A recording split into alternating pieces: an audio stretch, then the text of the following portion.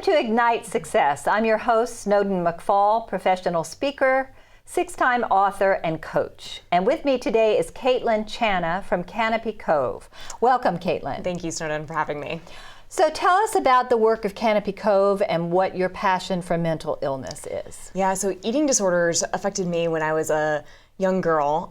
For 10 years of my life, wow. I had 3 different eating disorders, your most common. So anorexia nervosa, bulimia nervosa, and binge eating disorder. Wow. And so when I got connected with Canopy Cove, for me it was really important that I was able to work with a company that truly believes in healing the whole person, figuring out what is the root cause of the eating disorder and empowering women. So we work with adolescent and adult teens, I should say adolescents and adults, females specifically, to be able to help them be able to recover from their eating disorders. It's based in Tallahassee, so it's a residential treatment. Then we also have partial hospitalization and IOP. So how did you break free of your eating disorder? Because that's a long time. 10 years is really tough. And I know you had told me that mortality rate is the highest in that particular area of mental illness. Is that right? Correct. And it used to be that a few years ago. Now with the whole opioid crisis, it's under opioid. Yes. Okay. But I think everyone, it's figuring out what in your recovery journey, what inspires you, who you are, asking those questions like, what do you want out of life? And those are key and critical in the journey of figuring out where you are on your eating disorder spectrum, because a lot of it is you can't feel. You're so isolated, you've removed yourself from your loved ones close by, and then you think like, maybe I'm less than, I'm not good enough, I'm not smart enough, I'm not pretty enough, and has nothing to do with food. It has an emotional connection. Like I always equated thinness meant, power and success and money, and I felt unhealthy and unhappy at my natural weight, and I felt better at an unhealthy weight. So it's really recognizing what is that process? How do you find this healthy balance in life? How do I find peace with food and enjoy what I'm eating? What does that enjoyment bring me? And why do I need food to be able to fuel my mind? And so for me, it was actually through storytelling that I recovered. Oh, okay. I wanted to be a reporter, and that dream of wanting to be a reporter is what helped me recognize that you can't have an eating disorder and want to be a reporter. It's one or the other. So either your eating disorder is your best friend and worst enemy,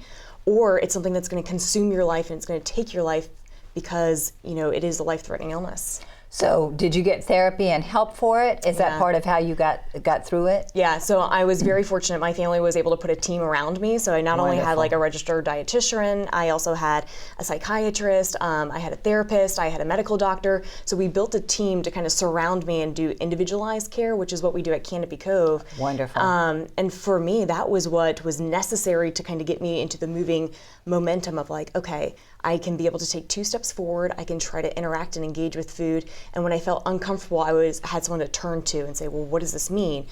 Can you show me like what emotion am I feeling? And a lot of it, I think at the end of the day, is being able to figure out your core of what do you love about yourself? Self-acceptance. What makes you unique, and being able to embrace that and be able to say like, that empowers me.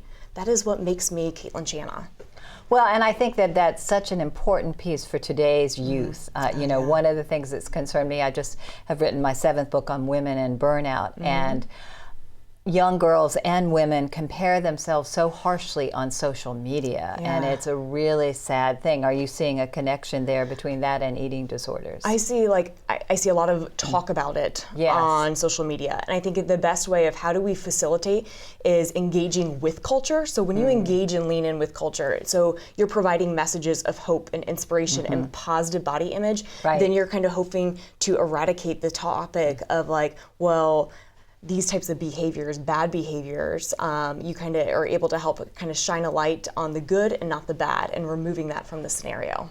And now there's the advent of all these wonderful plus size models, which is great, which is providing a much more healthy perspective for everyone, and women who are owning and embracing their bodies at a much better weight. Correct. And I think that's a beautiful thing to see, because you see bodies of all different shapes and sizes, and every ethnicity and background. Eating disorders don't discriminate. It doesn't matter if you're black or white or young or old or female or male. So it's showcasing bodies of all different sizes and saying, this is who you are, and then you own it to the best of your ability, whatever that means for you.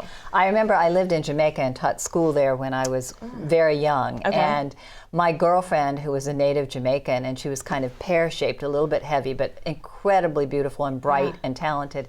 And I remember talking about body image. She said, "No, man, every part of me is beautiful." And I was like, "Wow, to have that at 16, to have that, you know, Vote of viewpoint. confidence, Oh, yes. it's wonderful." And I've never forgotten that. It was such a significant moment. Yeah. So you've produced a film, or you're We're in working the on midst, in yes. the midst of producing a film called Empty. Can you tell us about that? Correct. So I've always had a love for storytelling since I was knee-high, and Empty is specifically because we have to be able to better have conversations and empower people with the right message of body image and eating disorders.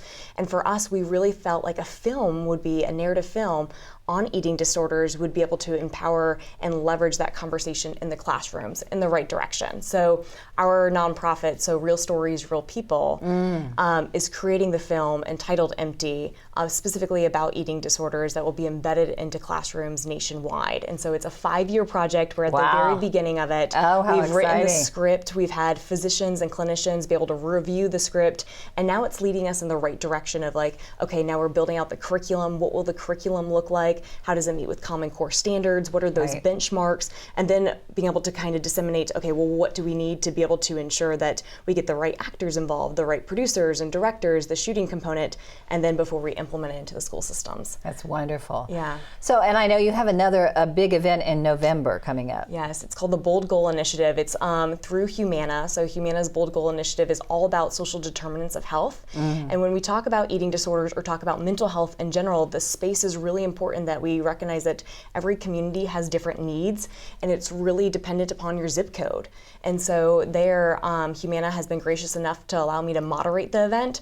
And so while I'm there, I'll be able to talk about Canopy Cove a little bit and what we offer in our services and how we're able to help patients be able to walk through their eating disorder with the right resources, along with what we're doing with our educational film within Real Stories, Real People, to be able to say, like, this is a community event that's very much grassroots. How do we empower one another to leverage the conversation overall?